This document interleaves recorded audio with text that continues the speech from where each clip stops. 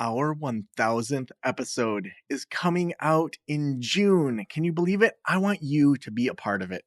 Will you leave a voicemail about one of your favorite things from the podcast? I want to know specifics. Was there an episode that you will forever remember? Was there a tip that one of the guests said? Or was there a shift in your brain when you said, I got to go into private practice? I would love for you to leave me a voicemail for the 1000th episode that we're going to air in June. Just head on over to practiceofthepractice.com/voicemail to leave a voicemail for the 1000th episode.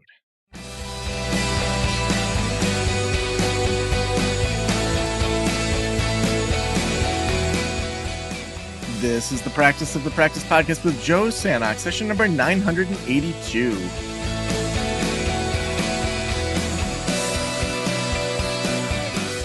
I'm Joe Sanok, your host, and welcome to the Practice of the Practice podcast. I hope you are doing amazing today.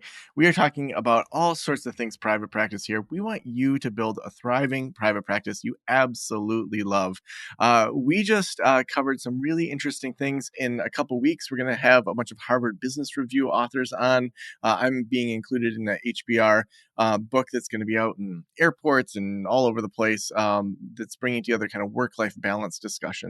And then throughout May, we have a really robust series all on psychedelic-assisted therapy. We're going to be talking about MDMA, overcoming trauma. We're going to be talking about psilocybin-assisted therapy retreats.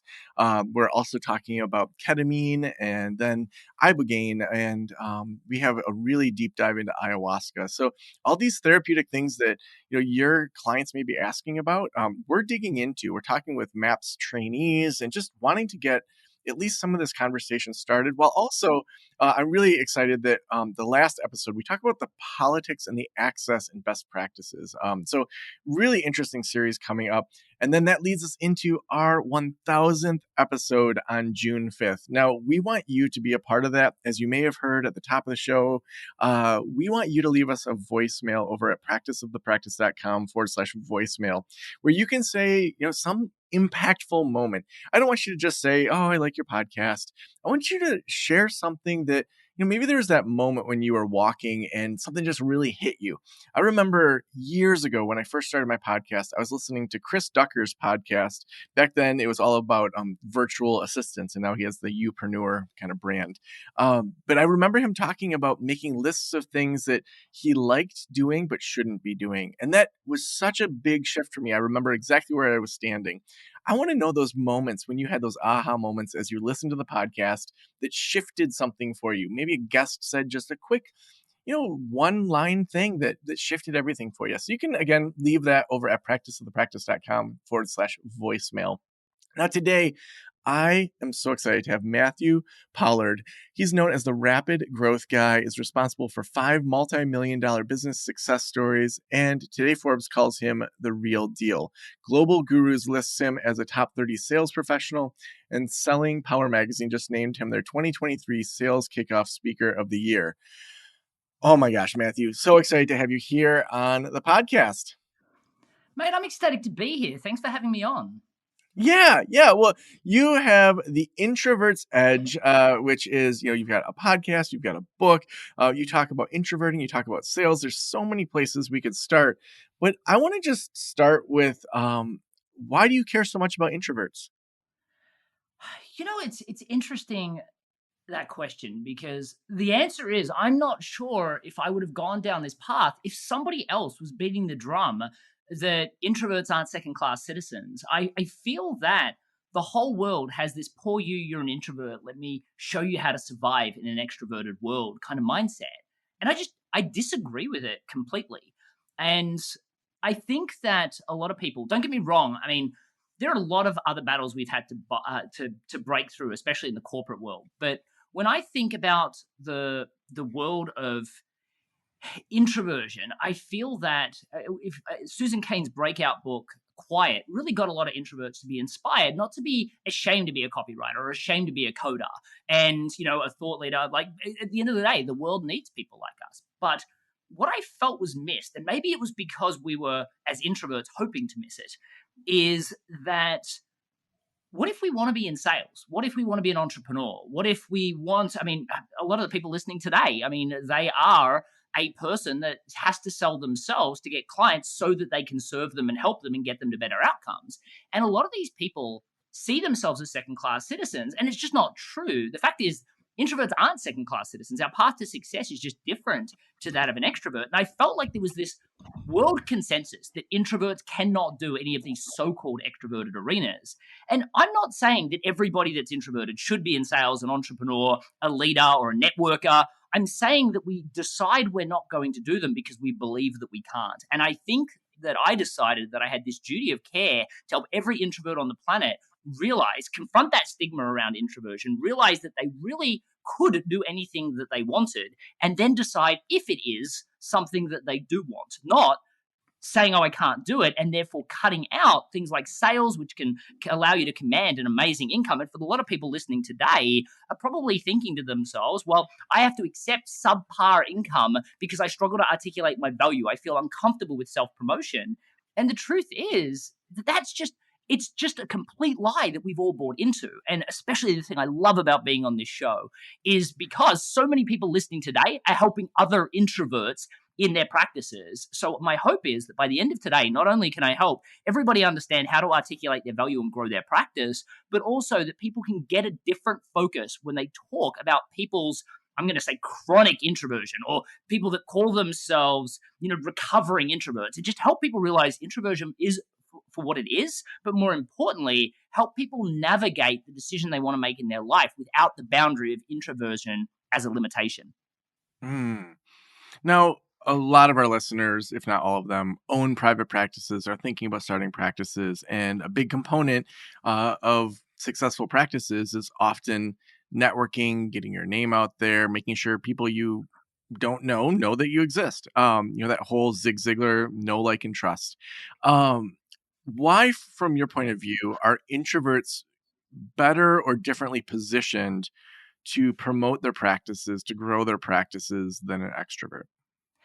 There's an interesting couple of answers to that. And I think if you were to look at the way people sell, it's kind of been inherited from the used car salesperson kind of perspective and the door-to-door salesperson. I mean, you were talking about Harvard before, and there's an article called The Birth of the American Salesperson. And it was just like going town to town and selling your wares. And even if you were selling snake oil, who cared? Like, you're going to be in a different town tomorrow, right? And then when the world of networking came, it was like we all inherited those same ways of doing things. And like, if we're in a big city, who cares? Like, we're never going to run into this person again. And I think the average introvert just went, yuck. And I think even a lot of extroverts did as well. Like, if you think about networking the way it is today, it's like walking around the room. Do you want to buy from me? What about you? What about you? It's what I call transactional networking. I just can't stand it. But then what's the other option? Like aimless networking, which is like, oh, my day job is this. Like, who wants to talk to someone like that? And I think in the world of therapy, it's even harder because you can't even really talk about your client success stories. But the truth is, introverts don't want to talk about them anyway because it feels like bragging. And what's really interesting is introverts kind of hate self-promotion. They hate bragging. They don't want to make it all about themselves. But when they sell and they network, they feel like they have to make it all about themselves. And the reason for that is they feel like their job is to self-promote, and they're also worried that people don't see their value. So they brag about their stories, and then they go home and ruminate on it that night, which is horrific.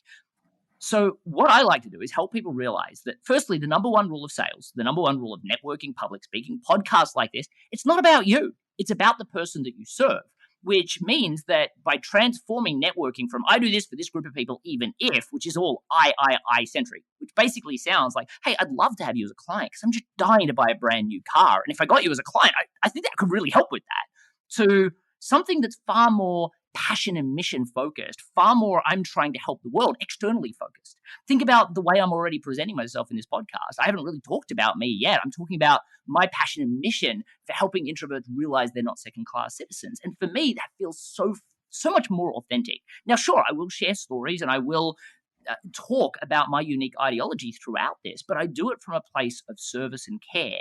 And I think what happens is, especially a lot of therapists, they want to help people and they have that feeling of needing to serve and want to care, but then they feel like they have to promote. And that brings me down to where I believe introverts have the true edge. See, extroverts, firstly, highly regulated industry like therapy, my gosh, they just say whatever comes out of their mouth and it could be the wrong thing. And they go home later and they're like, what did I say? Why did I say that? An introvert, on the other hand, goes home and says, why did I say nothing? Or why did I get stuck in my head? The difference is extroverts kind of have this natural ability at the very beginning to strike up conversations, strike up relationships. But their ability to sell and network and run their business, even as a leader, a lot of times is connected to their mood. And that's why you see, even in the world of hardcore sales, an extrovert's sales process is kind of more like a roller coaster ride. If I'm killing it, I'm crushing it, I'm doing terribly, I can't pay my bills. It's crazy. An introvert, let's be honest, we're kind of terrible at sales when we start. We're terrible at networking. But what I find is if we can leverage a great process, and I'm not necessarily saying my process. I mean, there are thousands of other introverted experts out there. I just happen to have the word introversion in my book. I'm just saying you need to find a methodical process to networking, to sales, to leadership, to public speaking, to podcast interviewing that you resonate with, that really allows you to leverage your natural strengths of empathy, active listening, planning, and preparation. And when you do that, and you realize that all of these things are systems, just like any other part of your business. We introverts hold onto it for dear life. Where an extrovert, even though they kind of know, I mean, Brian Tracy, who's a big extrovert, will say, the top 10% of all sales performers have a planned presentation, extrovert or introvert regardless, which of course, a lot of introverts sit in that top 10%. But the bottom 80%, he says, just say whatever comes out of their mouth. Well, of course, the extroverts are the best at that. The introverts are the worst at that. So when we hold on to a system for dear life and we follow that process methodically, and we, instead of ruminate about all the silly things we said, use it that rumination as a continuous improvement focus to really improve our systems and change that one thing that's going to make a difference, we beat extroverts hands down, because nobody winging things can ever compete with that. Now, I think about the people that are listening in a few different categories. So one would be kind of owner-operator. They're pretty hands-on in regards to the intake process. So someone's reaching out, they're saying, I want to get therapy. And then either that owner or a virtual assistant is going to be answering the phone, doing that direct, we might call it for the purpose of this, sales call. I don't think most therapists would ever call it that. But, you are helping someone make a buying decision, even if they're using their insurance. And especially if you're private pay, out of network, where people are paying out of pocket, it's more and more a sales type call. So there's that category. And then there's also the owner operator that's doing a lot more of the operations side of it and helping the team be better at their sales process. So they're helping support that intake team. They're helping support the clinicians so that people come back. I'd like to talk about those two different categories. First, that person that's highly involved in the intake process, and then after that, dig into the person that doesn't want to be as involved in that intake process and wants to really lift up the team. So first, for the people that are highly involved in that intake process, as an introvert or as an extrovert that wants to learn from introverts, like what should we bring to that? How should we think through that? How should we shift kind of how we look at that intake process as people are coming into the practice? Yeah, absolutely. So the first thing is, I love the fact that you already said the word process, because that's exactly what it is. And actually, funnily enough, I mean, when you think about scale, I was on a different podcast yesterday that was all about going from 6 figures to 7 figures. And extroverts actually have a lot of issues with that, especially when they're trying to get to even the 8 figures. Because the issue that they have is, if you're an extrovert that knows how to sell, when you hire people and you try and show them, you can't say it's easy, just do this and show people a winged process, because it's not easy for them, especially if they're introverted. But then extroverts all have their own different flair for doing things, and that doesn't help you at all. So from a place of scale, when you talk about the latter groups actually find scale so much more difficult. The former group, the group that's just trying to sell themselves in their practice, the extrovert might have a little advantage in the short term. An introvert needs to learn a process, and then scale is actually far much more easy for them, because when they have a process themselves, they then give that system to someone else, and scalability is so much simpler. Now, the second thing I want to highlight is we need to redefine the word sales, because when you said sales call, you kind of articulated that like it was a dirty word. And don't feel bad about that, because so many people do, right? Because we imagine that hardcore sale. I mean, sales is manipulative. Everyone knows that. Well, the truth is it's not, right? So the original word sales was derived from the Scandinavian term to serve. And the best way to serve your clients is to get them out of their own way. Now, if you're a terrible therapist and you provide terrible customer service, please do not follow any of my advice. Truthfully, I don't want to help you. Anyone that has a bad product, of course I don't want to help, right? Take this with a duty of care. But if you honestly believe in your heart of hearts that this person that you're speaking to would be better off working with you than better off not, then you have, in my mind, a duty of care to serve them. And the best way to serve them is to get them out of their own way and follow your methodical process to getting them to agree to work with you. Now, let's start with the former group and let's talk about what you need to do as a practice owner to articulate your value. And look, I know that there's a lot of in-network therapists that are listening to this. And the truth is, I want you to know, if you call yourself a therapist, the problem that you have is people commoditize you. They can Google therapy and find 1,000 therapists. Now, sure, you might say, well, I've got better reviews, I've got better knowledge. But what therapist do you know that goes, you know what, I've got terrible customer service and I'm really not knowledgeable? Like, it's really hard to compete on that, especially to get your prices up and up. So there are elements where you can niche down to give yourself an advantage, and we'll talk about that. But then there are a lot of people that are living in the world of in-network only because they have no idea how to go out of network and get people to pay them a premium price. And so what I'm going to do is I'm going to target both of those with explaining one story that gives you an example. And the one thing that I really want people to hear from this, and I always use an out-of-industry example because I don't want you to be copying exactly this. I want you to understand the conceptuality, because the goal is that if we can remove a lot of the heavy lifting from the sales process, then you will feel much more like you're serving your clients. So the best example I can give you is actually a client that I worked with out of California, and she taught kids and adults Mandarin. And I mean, she charged $50 to $80 an hour for Mandarin education for almost a decade. And the problem she had is there were all these people moving into California willing to charge $30 to $40 an hour for private consultation. On top of that, thanks to this new global economy we lived in, there's people in China willing to do it on Craigslist for $12 an hour. And thanks to our friends in Silicon Valley, and I mean, think about how many therapist technologies there are now.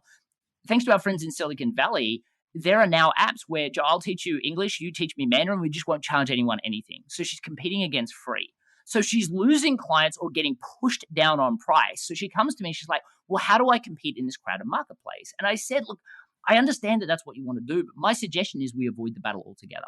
So what I did is I looked at all the clients that she'd worked with over the years. And what I discovered is there were two people specifically she helped with far more than just language education. I mean, these were executives being relocated to China. And basically, I mean, she really helped them with three things. The first was the difference between e-commerce in China and the Western world. The second was the importance of respect, like learning the language isn't enough. You've got to reduce your accent, how to handle a business card and why it matters so much. And the third, probably the most important, was the difference in rapport. Like, Joe, if we were in the Western world and I was terrible at sales and I tried to sell you something, at the end of 45 minutes, I might say something horrible like, do you want to move forward? And you might say, yes, no, or everyone's favorite, let me think about it. A week from now, if you still say you want to think about it, I know my chances of getting that sale are almost non-existent. Yet in China, they're probably going to want to see you 5 or 6 times before they even discuss business. They're probably going to want to see you drunk over karaoke once or twice. It's just who they are, but that's because they're trying to understand the character of the person they're doing business with, because they're talking 20, 30, 40-year deals, not transactional relationships. And I was like, Wendy, you're doing so much more for these people than just language tuition. What are you doing? And she's like, well, there's just a few things. I'm just trying to help. Now, here's what I want everyone in the audience to know. There is no chance on earth that your unique experiences, your unique background, your unique past customers don't allow you to have unique perspectives to help and service groups that you're currently not servicing as well as you should, because you've got this vanilla, I'm a therapist message. Now, you're all stuck in your functional skill. And if you don't believe me, then why would all of you have so many clients singing your praises? They wouldn't do that if you just did what everyone else did. And why would they be willing to pay you a premium when they can go and use other services? And yeah, there's something to be said for comfort, but truthfully, no one refers someone if it's just about comfort. So I said to Wendy, you're stuck in your functional skill. Is it fair to assume as a result of the assistance you're giving these people, they're going to be far more successful when they get to China? And she's like, well, yeah, I mean, that's the point, right? I said, well, then great. Then let's call you the China Success Coach. We ended up creating what we called the 5-week intensive, well, the China Success Intensive, which was a 5-week program. And that worked with the executive, the spouse, and any children being relocated to China. Now, normally I have to explain what kind of hard transition that is and why this kind of preparation is important. But I mean, any therapist listening is going to know how hard it is to move to some place like China. So she loved the idea of this. She's like, well, who do I sell it to? What she's asking is, who do I go networking to speak to? Now, when I've worked with therapists, I've seen people that focus just on new entrepreneurs, people that focus on people that are going through hard transitions. They've specialized. But for her, what she's really asking is, who do I go and meet? And I said, well, who do you think? And the reason why I chose this story for today was because the way we went about this is totally different and unique. And I think there's a lot to learn from this for therapists. So the first thing I said, well, who do you think? And she said, well, I think it's probably the executive. And I said, that makes sense. I mean, I moved from Australia to the US. I mean, that was terrifying. Imagine going to China, but I don't think it's your ideal client. She said, well, obviously, the company would pay, which makes sense. I mean, they've got millions of dollars riding on an executive being successful frequently. But I said, I still don't think it's your ideal client. Now she's frustrated. She's like, well, who then? And I said, I think it's the immigration attorney. Now she looks at me like I'm speaking a foreign language. I said, think about it. These people, making probably 5,000 to 7,000 in revenue. And every therapist that has their own business knows that's not profit. They've got to get the client. They've got to go through all the paperwork and bureaucracy of handling a visa. They've got staff to pay for. They've got rent to pay for. They'd be lucky to make $3,000 profit. So why not offer them $3,000 for a simple introduction? They love the idea. They're like, double my profit for a simple introduction. What have I got to say? And she just had them say, look, all you've got to do is say, congratulations, you've now got your visa. I just want to double check you're as ready as possible to be relocated to China. And, the overconfident executive would say, yeah, I think we're good. We got our place sorted now. We got our visa. Thank you. We're learning the language. Kids are getting pretty good at it too. I think we're set. And she would just have them respond with, there's a lot more to it than that. I think you need to speak to the China success coach. When you then get on the phone with the easiest sale in the world, these people were terrified to go. The organization was motivated to pay, and they were recommended by their attorney. So because of that, she charged $30,000 minus a $3,000 commission. She made $27,000 for the easiest sale in the world. Now, I don't have to tell every therapist here that there are so many people moving to China or moving countries that have this issue. There's probably a whole marketplace for therapists just in that space and just for the space of children dealing with that. But what I really want you to take from this is that what you need to do is think about what are the unique skills you have outside the scope of your functional skill. For Wendy, it was e-commerce, respect, and rapport. And then what is the higher level benefit of that? For someone like me, you think about, I am a marketing specialist, a sales specialist, a master in NLP, an expert on introversion. Nobody cares. They don't care how hard it is. It's complicated to explain. But when I say I'm the rapid growth guy and I specialize with helping professional service providers obtain rapid growth, the simplicity of that message gets me heard in a crowded marketplace. And then it's so much easier to talk from a place of passion, not feature and function. Same for Wendy. She said, that instead of saying, here are all the things that I do and explaining them, she just said, I'm the China success coach. That is the higher level benefit. And that's what I want people thinking. How do I focus in on what I'm uniquely good at, using my unique skills? And then how do I create a message around it? And then as I scale, how do I collect a group of therapists that either have the similar passion and the similar experiences, or how do I help them understand that so we can be the only logical choice in a sea of functional skill professionals? Hmm.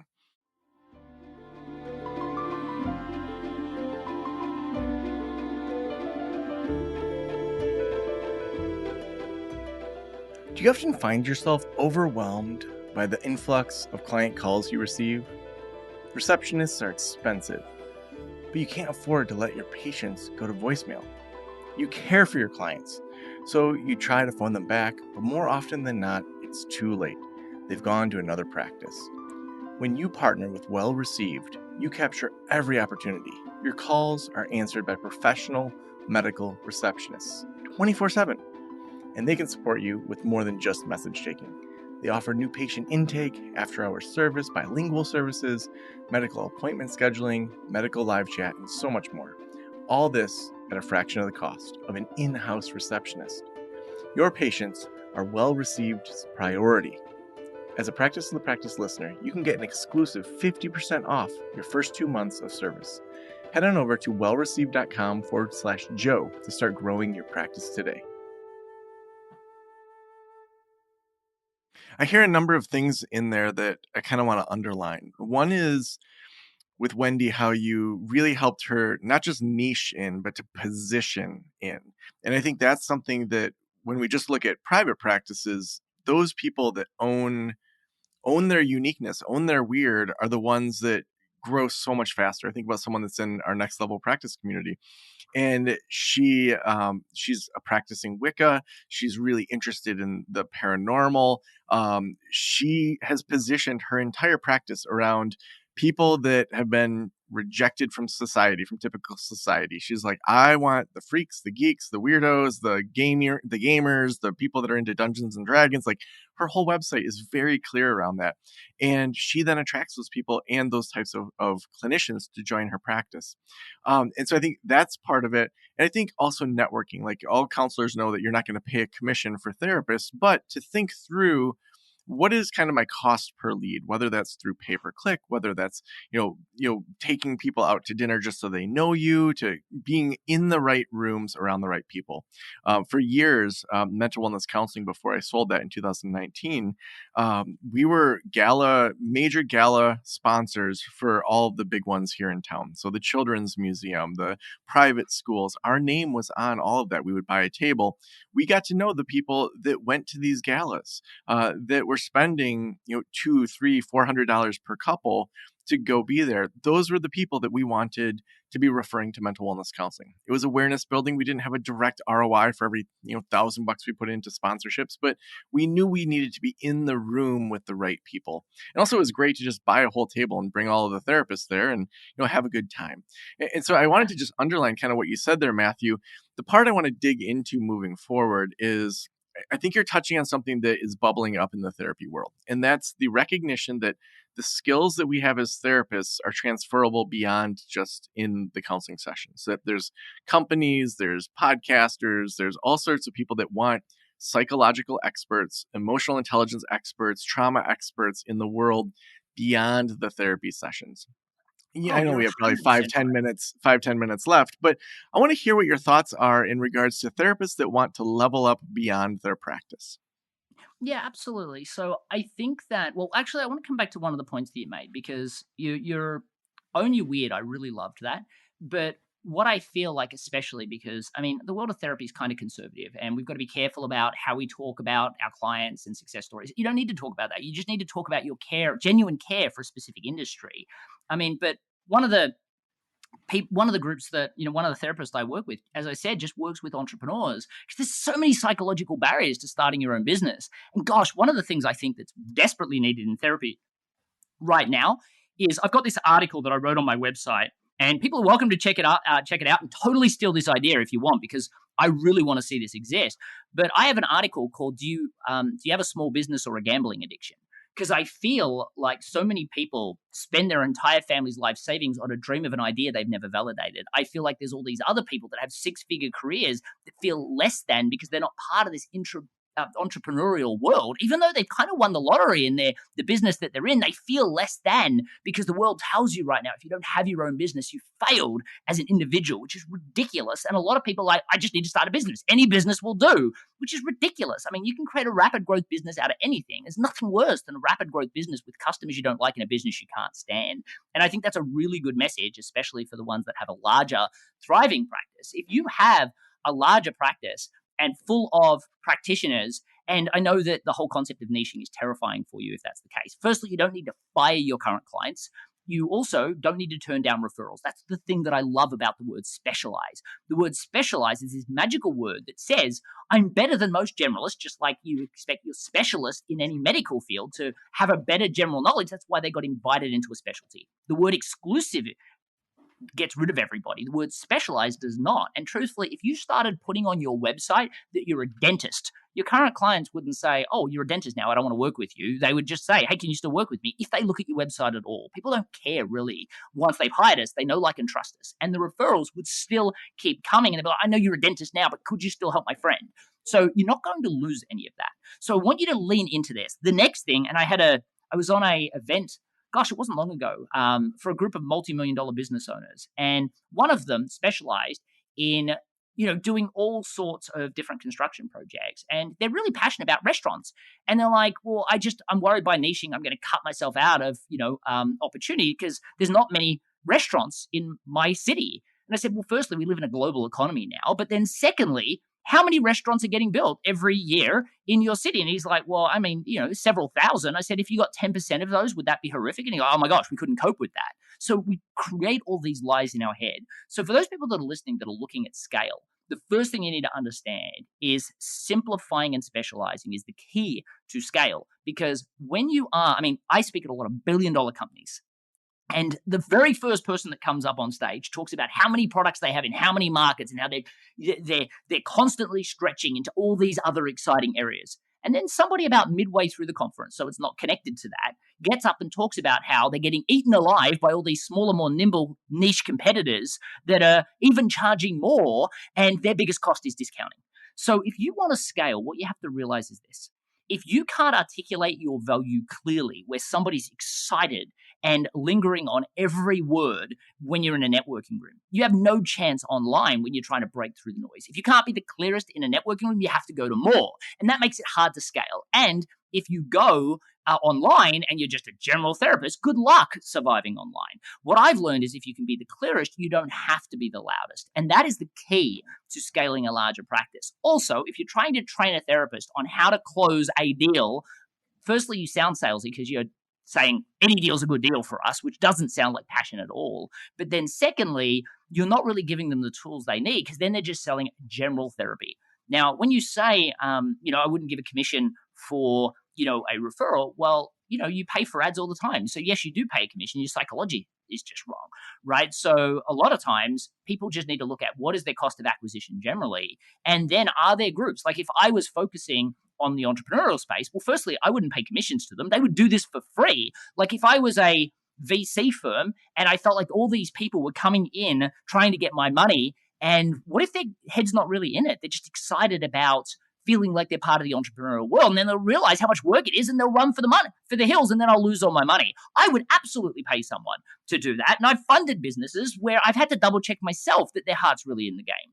So what you've really got to understand is niching really helps. But then once you niche, instead of sponsoring to get in front of people pay you. Like in Austin, I used to speak for free to get clients. Every time I did, I'd make 5 figures worth of clients. Now, I don't sell from stage. I never have. I in fact tell people, and I'll tell everyone here, they don't need to hire me to get a unified message and discover a niche. They can just go to MatthewPollard.com/growth, download a template, and create their own unified message and niche. And look, every time I give this template out, it works. Just don't do it with another therapist. Get yourself out of your functional skill. But when I speak from stage, I just share 3 stories. And again, they don't need to be therapy-specific stories. I know that that's a terrifying thing. It's about understanding your passion for entrepreneurship or for people transitioning into foreign lands and the stresses and struggles they have.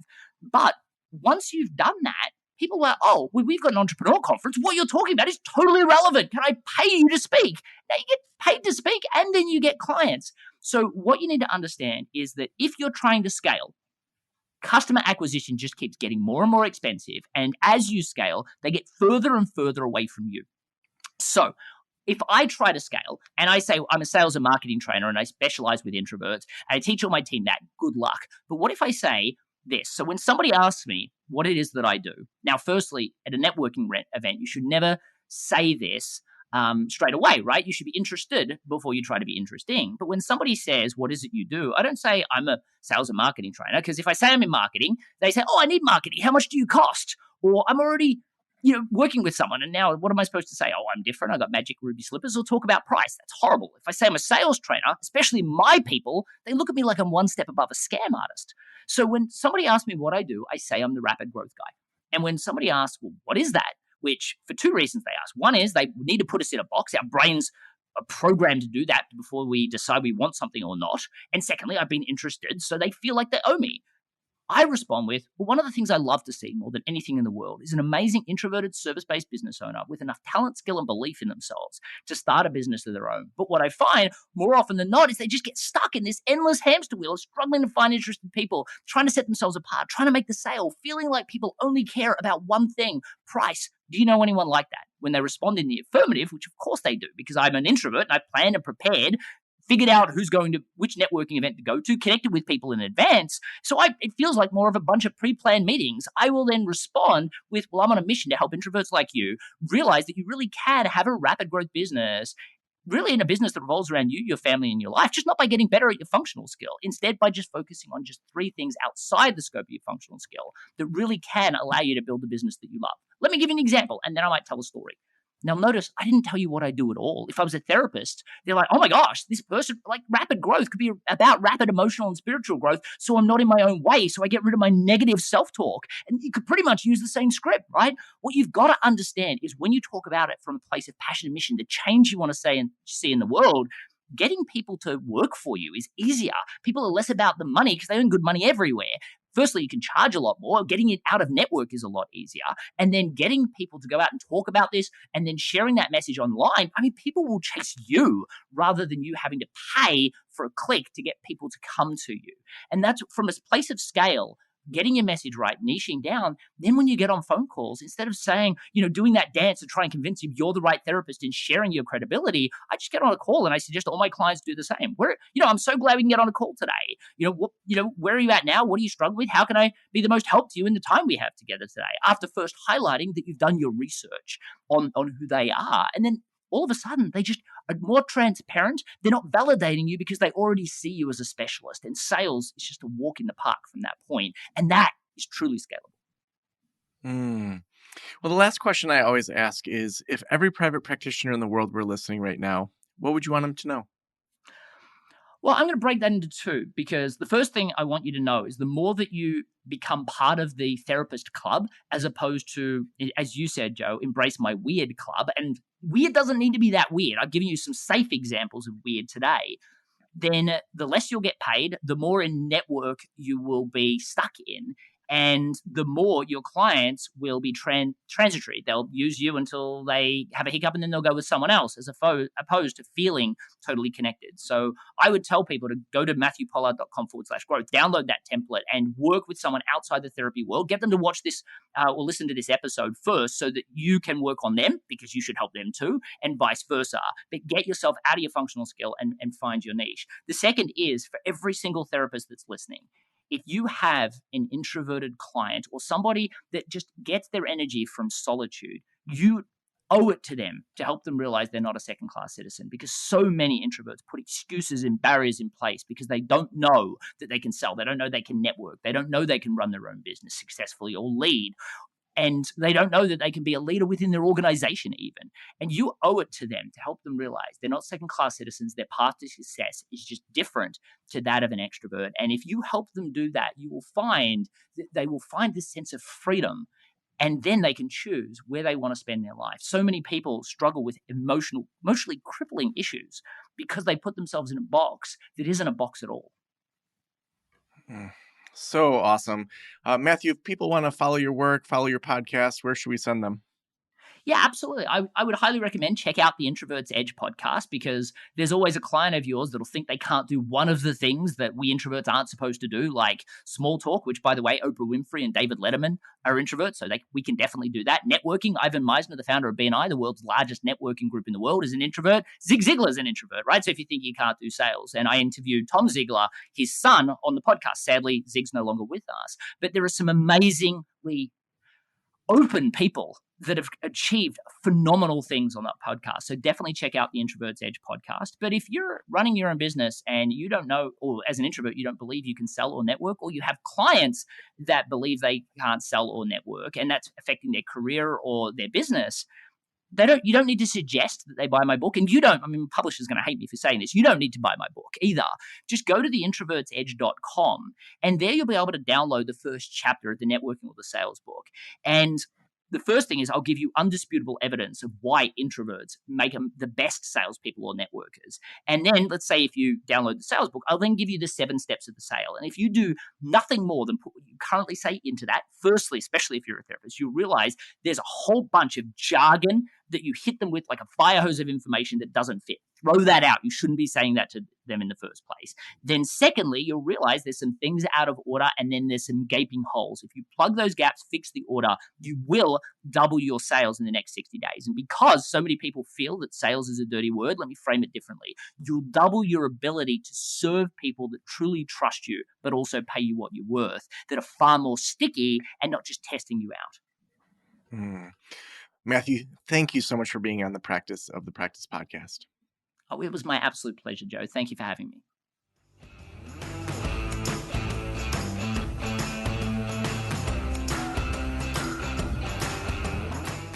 So many action items from that episode. Would love to hear what you are going to be implementing. Feel free to tag me on a post on Instagram, send me a message, chat it up over there. Also, don't forget to leave that message for us for our 1000th episode. That's coming out in early June. So you can leave us that voicemail over at practiceofthepractice.com/voicemail. Also, we could not do this show without our amazing sponsors, and we've had a bunch of people join Well Received. So if you are overwhelmed by all of the clients that are calling you and you're just like, I don't know if I should hire a receptionist or not, getting a virtual assistant company like Well Received is the way to go. They can handle your new patient intakes, your after-hours services, bilingual. They're 24/7. They do the medical appointment scheduling, all the things we talked about around sales. They are experts in, and you can get the first 3 months at 50% off when you head on over to wellreceived.com/Joe. Again, that's wellreceived.com/Joe. Thank you so much for letting me into your ears and into your brain. Have a great day. I'll talk to you soon. Special thanks to the band Silence is Sexy for that intro music, and this podcast is designed to provide accurate and authoritative information in regard to the subject matter covered.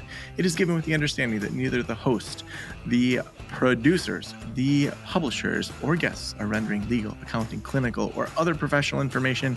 If you want a professional, you should find one.